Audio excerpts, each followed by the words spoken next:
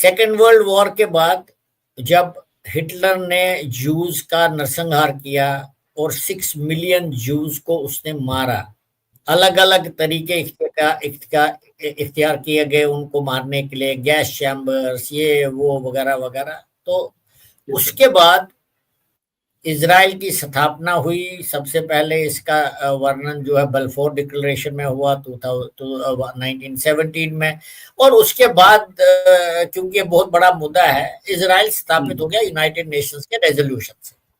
लेकिन जो वहां पर स्थानीय लोग रह रहे थे उन्होंने इसको अपोज किया।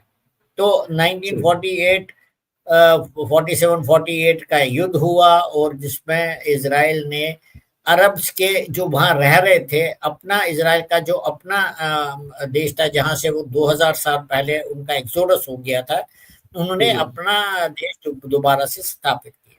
फिर लेकिन जो वहां पर स्थानीय लोग थे और जो अरब देश थे वहां पर, काफी सब अरब देशों के से घिरा हुआ है वो इजराइल का जो इलाका है, तो वो उन्होंने इस चीज से रिकंसाइल नहीं किया। फिर 1967 में युद्ध हुआ, और जितने भी अरब देश हैं, इजिप्ट, सीरिया, जॉर्डन, ये जितने भी देश हैं, इन्होंने इकट्ठा मिलकर इजराइल से लड़ाई लड़ी, लेकिन इजराइल ने इन सबको पराजित किया। उसके बाद 1973 में दोबारा युद्ध हुआ, जिसमें इजिप्ट ने रशिया का सहारा लेकर इजराइल के ऊपर हमला किया, लेकिन उस युद्ध में भी इजराइल को वो हरा नहीं पाए। तो अब चक्कर क्या है कि ये तो अरब देश का जो है, अरब जितने भी वहां पर 8-9 अरब देश हैं जिनसे घेरा हुआ है इजराइल, उनका और इजराइल का दुश्मनी हमेशा चलती रही है।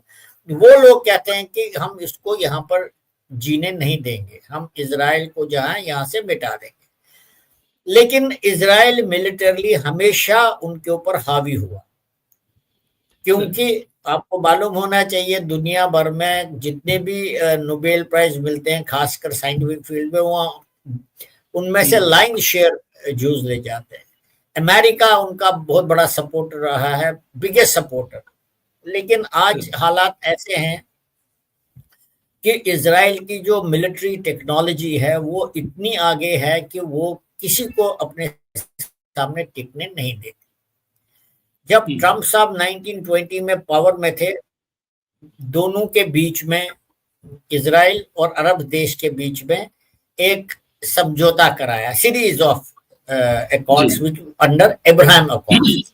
तो उसमें कई सारे अरब देशों ने, उससे पहले अब्राहम अकॉर्ड से पहले 1994 में